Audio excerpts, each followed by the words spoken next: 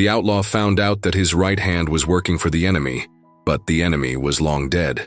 The amber glow of gasoline lamps cast long shadows across the warehouse floor as Tommy McKenna, adjusted his peaked cap and drew deeply from his cigarette. The year was 1925, and Birmingham's industrial heart beat with the rhythm of hammering steel and grinding machinery. Outside, the October rain drummed against grimy windows, creating rivulets that traced the soot-stained glass like tears on a coal miner's cheek. Tommy's fingers drummed against the wooden crate beside him, each tap echoing his growing unease. 3 shipments had gone missing in as many weeks, each one intercepted with surgical precision that spoke of inside knowledge. Someone in his organization, the Iron Wolves, was feeding information to their enemies. The thought sat in his stomach like a lead weight, heavy and toxic. "Boss," came a familiar voice from the shadows.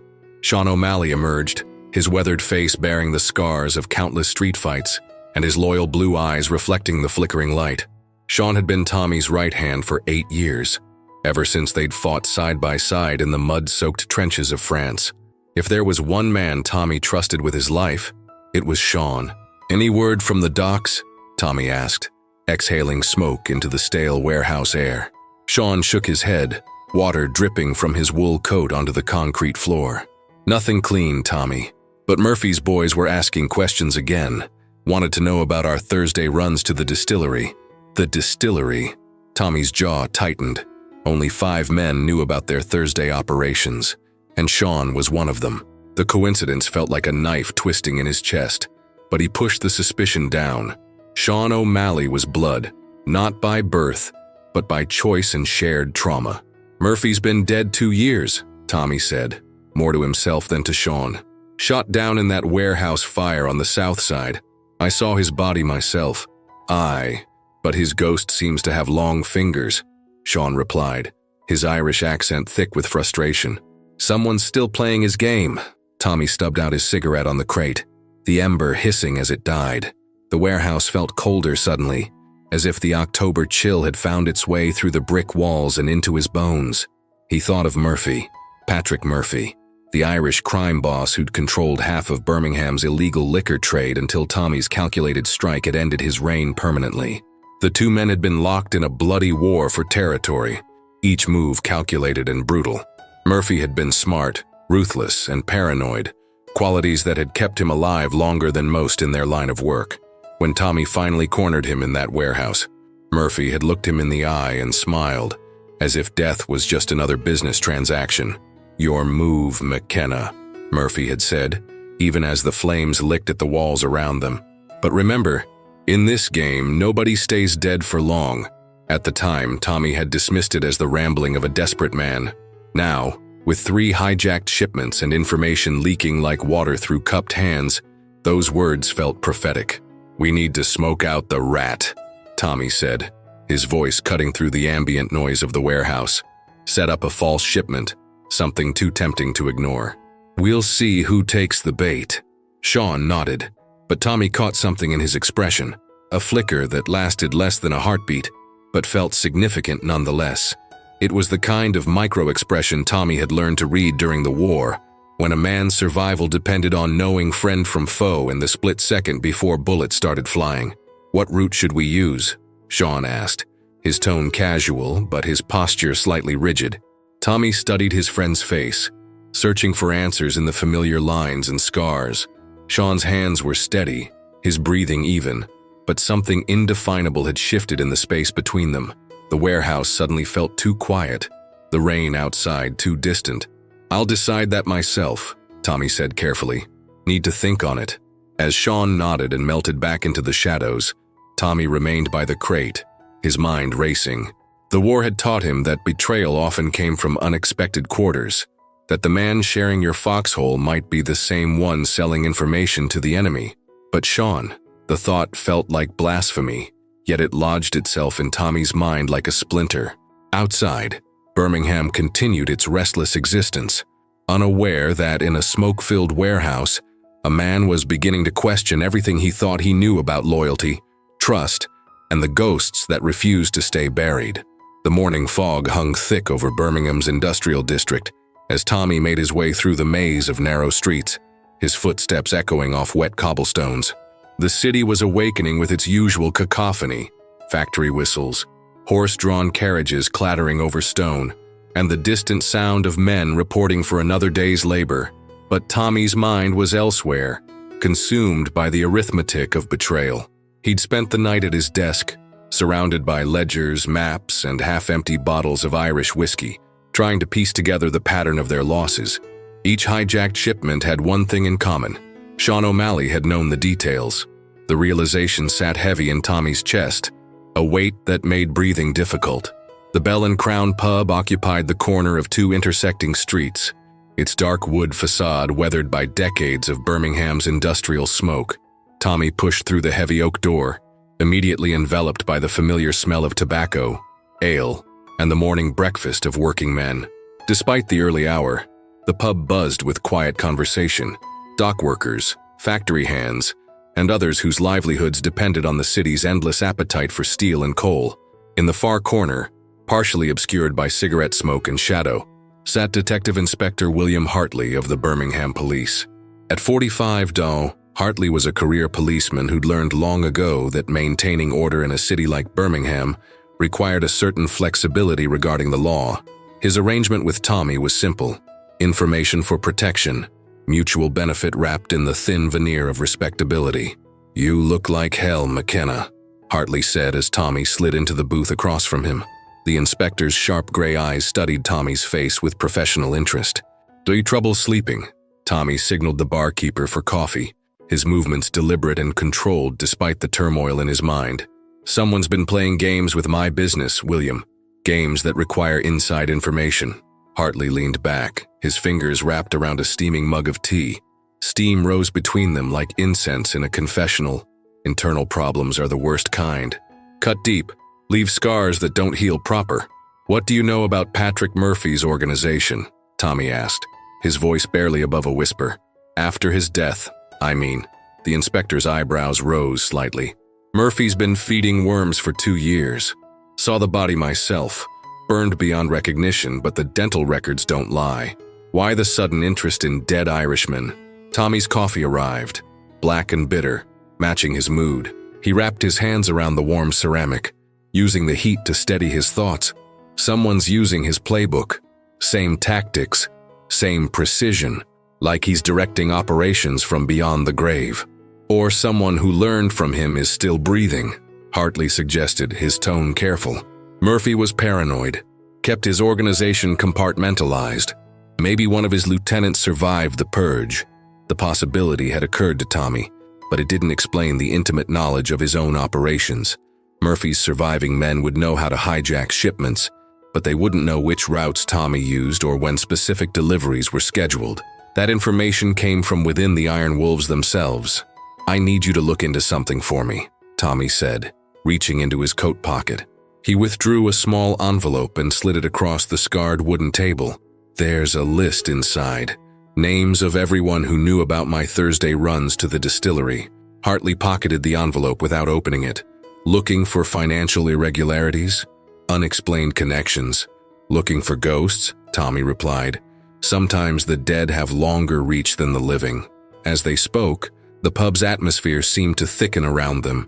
Tommy found himself studying every face, every gesture, wondering how far Murphy's influence might have spread. The Irish crime boss had been methodical in life, patient in his planning. What if death had simply been another strategic move? "There's something else," Hartley said, his voice dropping to match Tommy's whisper. 3 nights ago, one of my informants mentioned seeing activity around Murphy's old warehouse, the one that burned. Might be nothing, but squatters don't usually choose fire-damaged buildings for shelter. Tommy's blood chilled. The warehouse where Murphy had died had been left to rot, its insurance claim tied up in legal proceedings that showed no sign of resolution. But if someone was using the location, it suggested more than coincidence. "I want surveillance on that warehouse," Tommy said. "Quiet surveillance. If Murphy's ghost is walking Birmingham's streets, I need to know how and why." Hartley nodded, then fixed Tommy with a steady gaze. "Be careful who you trust, McKenna. Sometimes the people closest to us are the ones who can hurt us most. War taught you that, didn't it?" The words hit closer to home than Tommy cared to admit. "Yes, The war had taught him about betrayal, how desperation could turn allies into enemies, how survival sometimes required choices that haunted a man's dreams. But it had also taught him about loyalty, about the bonds forged in shared suffering that transcended ordinary friendship. As Tommy left the Bell and Crown, the morning fog was beginning to lift, revealing Birmingham in all its grimy industrial glory. But the clarity outside did nothing to dispel the darkness gathering in his mind. Somewhere in the city, his enemy was planning their next move, and Tommy couldn't shake the feeling that the game board had been set long before he realized he was playing. The abandoned warehouse squatted like a diseased animal in Birmingham's industrial wasteland, its fire-blackened walls testament to the violence that had consumed Patrick Murphy 2 years prior. Tommy approached on foot through the maze of derelict buildings and empty lots that surrounded the structure, his breath visible in the cold October air. The smell of old smoke and decay hung heavy around the building, as if the very ground still mourned the dead. Detective Inspector Hartley's surveillance had proven fruitful. For 3 consecutive nights, lights had been spotted moving through the warehouse's skeletal remains, always after midnight, always brief. Someone was indeed using Murphy's tomb for purposes unknown, and Tommy intended to discover what those purposes were. The warehouse's main entrance hung open, its heavy doors twisted and warped by the heat that had claimed Murphy's life. Tommy stepped carefully through the debris, his hand resting on the pistol concealed beneath his coat. Inside, the devastation was complete. Charred beams jutted from walls like broken bones, and the floor was carpeted with ash and the detritus of destruction. But beneath the smell of old fire, Tommy detected something else: fresh cigarette smoke and the lingering scent of human occupation. Someone had been here recently, and they hadn't been careful about hiding their presence. In what had once been Murphy's office, Tommy found evidence of recent habitation: a makeshift desk constructed from salvaged planks, clean ashtrays, and papers weighed down with chunks of broken brick. The papers were covered in handwriting Tommy recognized with a shock that felt like physical blow: Sean O'Malley's distinctive script. The documents detailed Tommy's operations with surgical precision: shipping schedules, route maps, personnel assignments, and financial projections. Everything needed to systematically dismantle the Iron Wolves. Criminal enterprise was laid out in Sean's careful handwriting, organized with military efficiency. Tommy's hands trembled as he sorted through the papers, each page a fresh betrayal that cut deeper than the last. Here was the Thursday distillery run, complete with guard rotations and alternate routes. There was the dock operation that Murphy's ghost had successfully hijacked last week, and at the bottom of the stack, plans for Tommy's own assassination, scheduled for the following evening. "I wondered when you'd find this place," came a familiar voice from the shadows behind him. Tommy turned slowly, his hand moving toward his weapon, but froze when he saw Sean O'Malley emerge from the darkness. His old friend looked haggard, his face gaunt and his eyes haunted by something that went deeper than mere guilt. 8 years, Sean," Tommy said, his voice barely steady. 8 years we've been brothers. I trusted you with my life, my business, my secrets. Why?" Sean's laugh was bitter, devoid of humor. "Because Patrick Murphy never died, Tommy." "Not really. He just moved into a different kind of existence, one where he operates through the living." "What the hell does that mean?" Tommy demanded, though a cold understanding was beginning to crystallize in his mind. Sean walked to what remained of a window, staring out at the industrial landscape beyond. "Murphy knew he was finished, knew you were closing in, so he made me a proposition. Work for him from inside your organization, feed him information, and he'd spare my sister's children. Refuse, and they disappear into the Birmingham slums, never to be seen again." The revelation hit Tommy like a physical blow. Sean's sister Mary lived in Dublin with her 3 children, struggling to make ends meet in the aftermath of her husband's death in the Irish War of Independence. Tommy had sent money occasionally, helping to keep the family afloat, but he'd never realized how vulnerable they were. "So you betrayed everything we built for Murphy's threats?" Tommy asked. "I betrayed everything for my family's lives," Sean corrected, "and it didn't stop when Murphy died. His lieutenant, Connor Fitzgerald, survived the fire. He's been carrying out Murphy's plans from the shadows, using the information I provided to systematically destroy your organization." Tommy felt the walls of the ruined warehouse closing in around him. "Where is he now?" This Fitzgerald. Sean's expression grew even more pained. That's the thing, Tommy. Connor Fitzgerald died 3 months after Murphy. Tuberculosis took him in a Dublin boarding house. The doctors confirmed it. I saw the death certificate myself. The implications crashed over Tommy like a tide of ice water. If both Murphy and his lieutenant were dead, then who had been orchestrating the attacks on his organization? Who had been receiving Sean's intelligence reports and turning them into surgical strikes against the Iron Wolves? Then who? Tommy began, but Sean cut him off with a raised hand. That's what I've been trying to figure out, Sean said. Someone's been impersonating Fitzgerald, continuing Murphy's work like some kind of ghost made flesh. The orders come through the same channels, written in the same style, demanding the same information. But Connor Fitzgerald is as dead as Patrick Murphy. Tommy sank into a salvaged chair, the weight of the revelation crushing down on him. You've been feeding intelligence to a dead man's ghost for 2 years. I've been trying to keep my family alive, Sean said fiercely. But yes, that's exactly what I've been doing. And now the ghost wants you dead, Tommy. Tomorrow night, when you make your usual rounds of the South Side operations, there'll be men waiting. The warehouse fell silent except for the wind whistling through the fire-damaged walls. Tommy stared at the papers scattered across the makeshift desk, each document a testament to the elaborate deception that had been orchestrated around him. Someone with intimate knowledge of Murphy's organization and methods was puppet mastering a dead man's revenge, using Sean's guilt and fear to orchestrate Tommy's downfall. There's something else, Sean said quietly. Whoever's behind this knows things about your past, things that Murphy never knew. Personal details, old wounds, secrets from before the war. They're not just continuing Murphy's work, they're improving on it. Tommy's blood turned to ice. His past contained secrets that could destroy not just his criminal empire, but his life itself.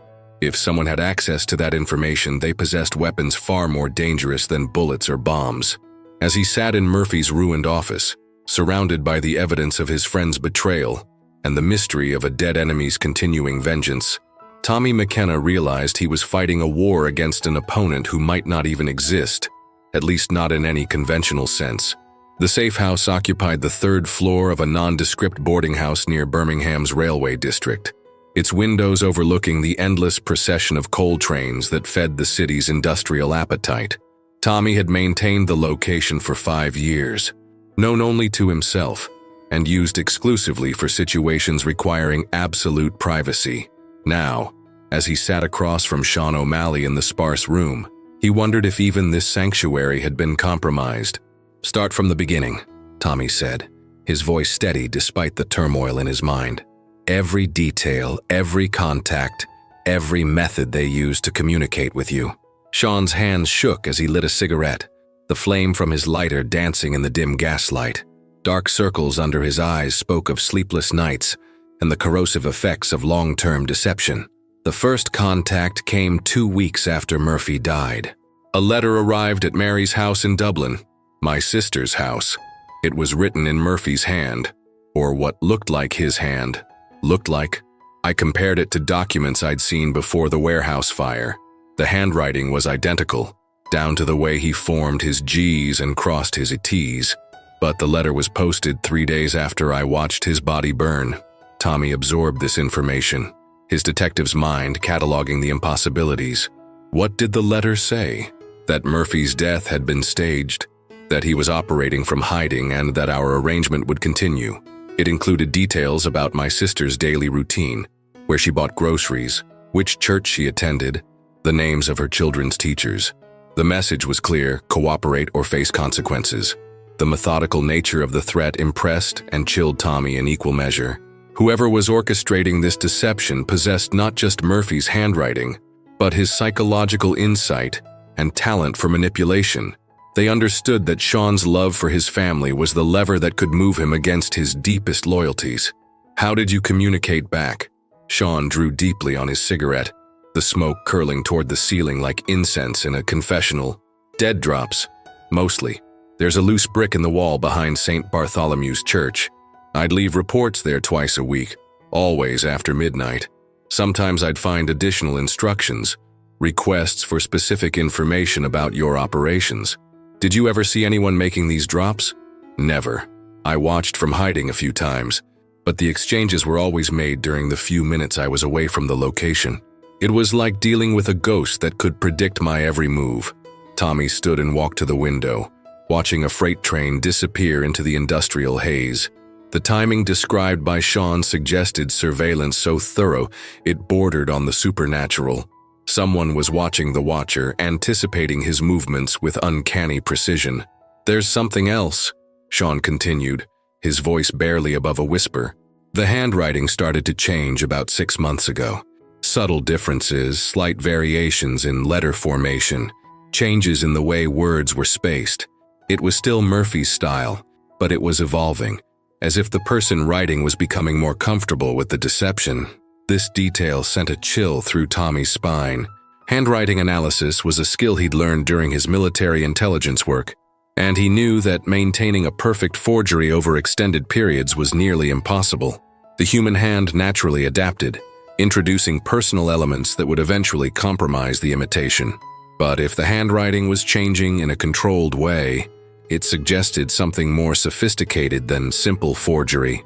"I need to see these communications," Tommy said. "Do all of them." Sean reached into his coat and withdrew a leather portfolio bound with string. "I kept copies of everything. Incoming messages, my reports, additional instructions. I told myself it was insurance, but really it was evidence of my betrayal." Tommy untied the string and spread the documents across the room's small table. The progression Sean had described was immediately apparent. Early communications written in Murphy's distinctive style gradually morphed into something that maintained the visual characteristics while incorporating subtle personal elements unique to the forger. But it was the content that truly alarmed Tommy. The intelligence requests grew increasingly sophisticated over time, moving beyond simple operational details to encompass psychological profiles, personal relationships, and strategic weaknesses. Someone wasn't just trying to destroy the Iron Wolves. They were conducting a comprehensive campaign to understand and ultimately replace Tommy McKenna himself.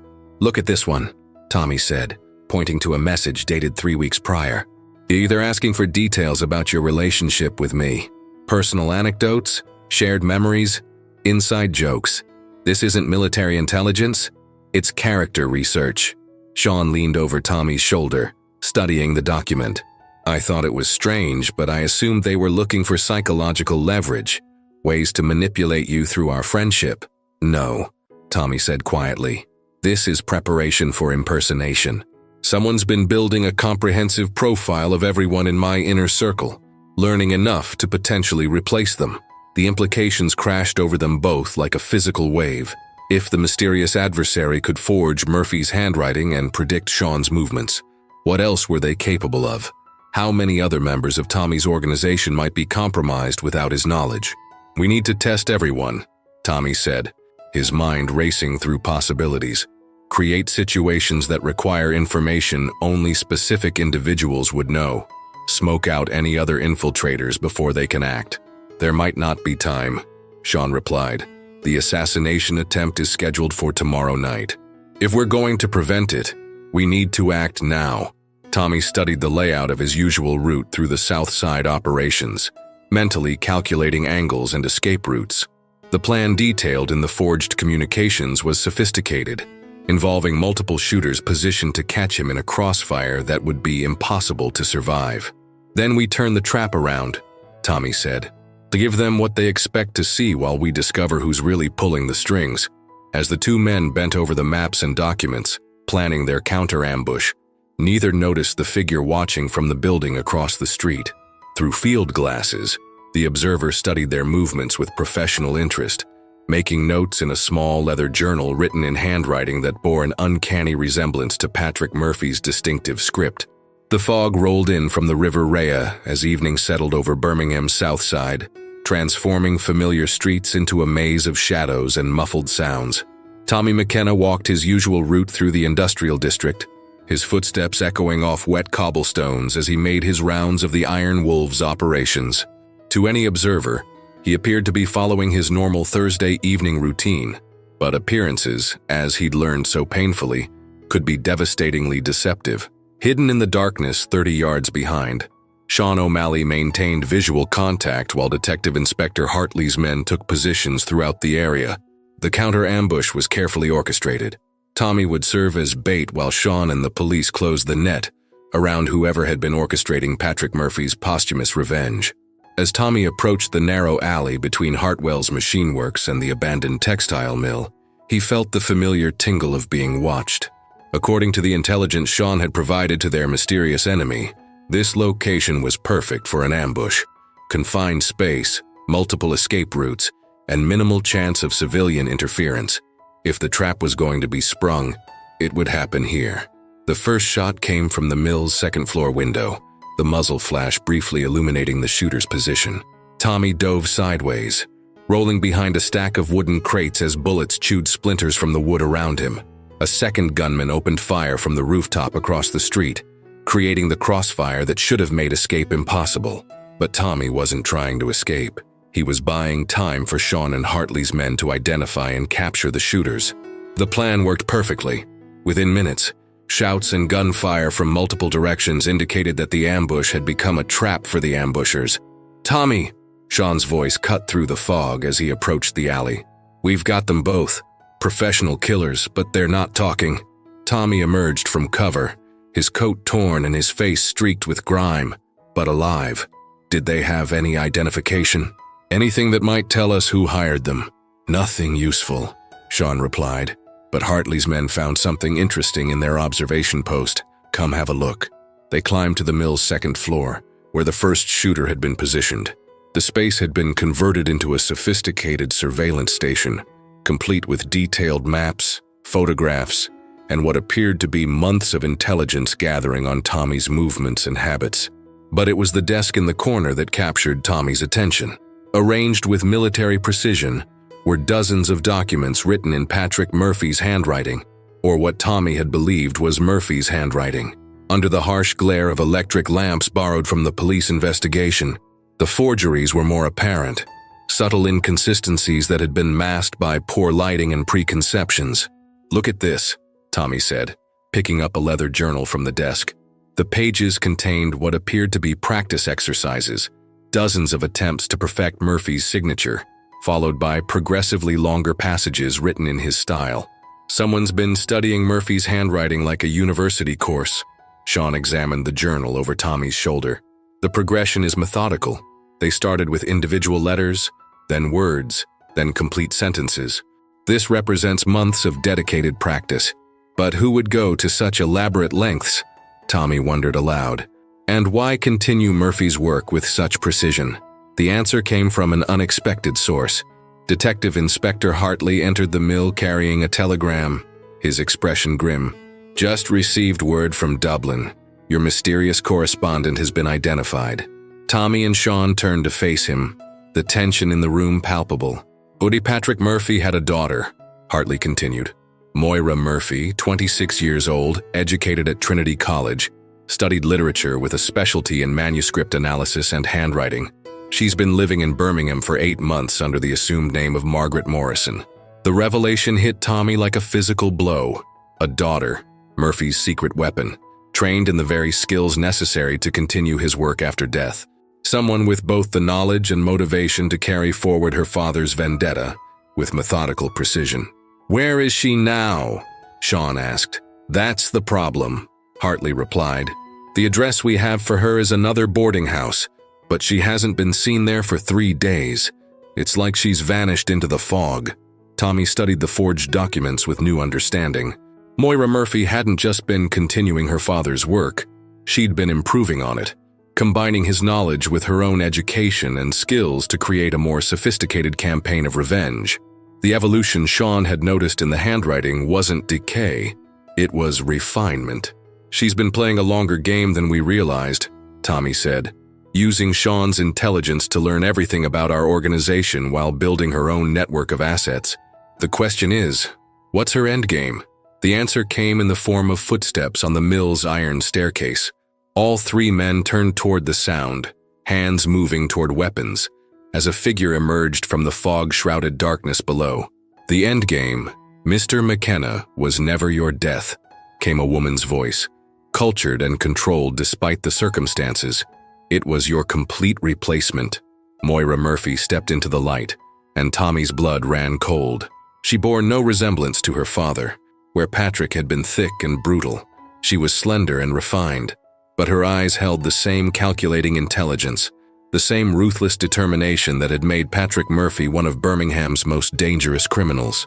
You see, killing you would have created a power vacuum that others would have filled, she continued, moving carefully to keep her hands visible and non-threatening. But discrediting you, isolating you from your allies and then stepping into your place, that would have given me everything my father built, plus everything he dreamed of taking from you. Tommy realized with chilling clarity how close she had come to success. Sean's intelligence had provided her with the tools to systematically undermine the Iron Wolves from within, while her educated analysis of the organization's weaknesses had shown her exactly how to position herself as the inevitable replacement. But now that game is over, Tommy said, his voice steady despite the admiration he felt for her elaborate scheme. Is it? Moira asked, and her smile was pure Patrick Murphy, confident, calculating, and utterly without remorse.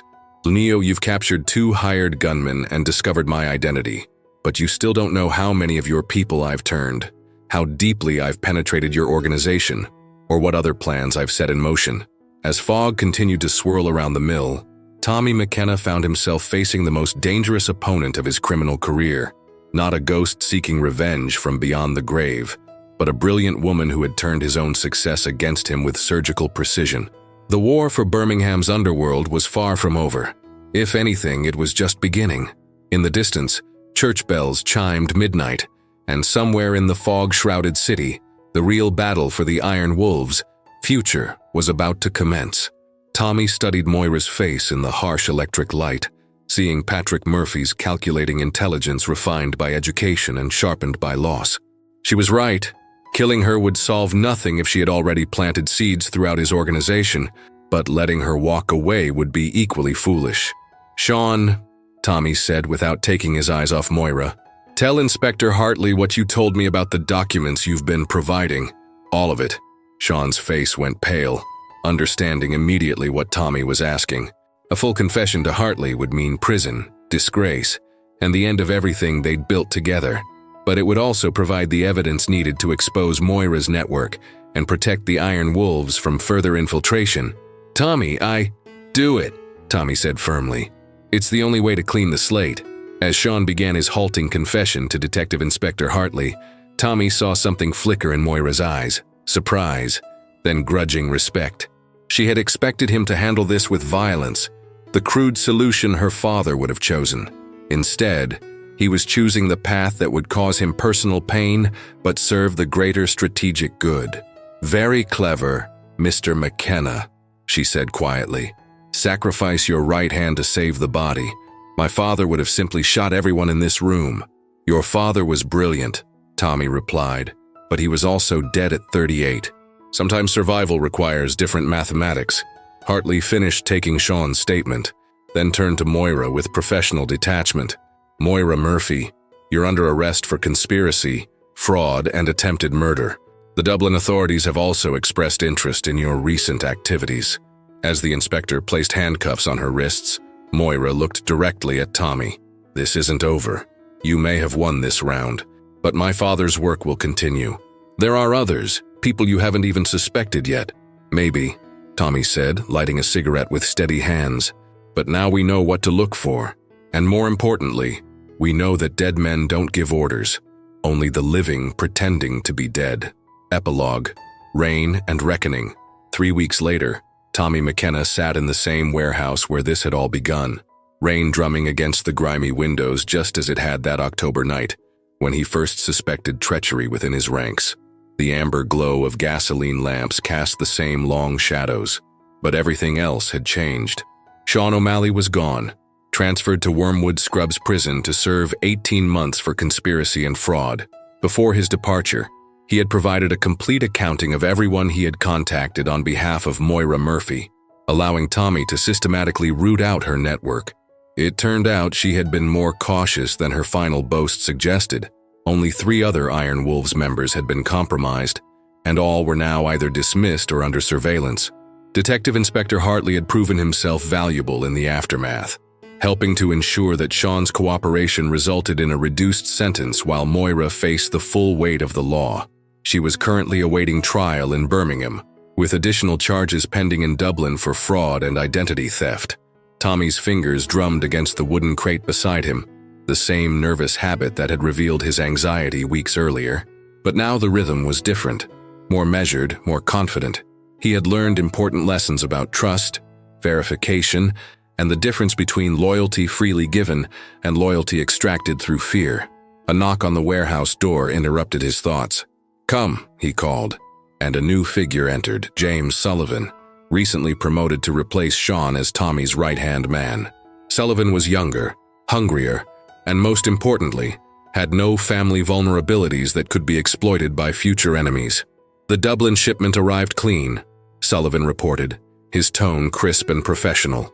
"No interference, no unexpected delays. Whatever network the Murphy woman had there seems to have collapsed with her arrest."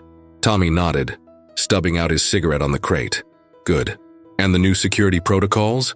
In place throughout the organization.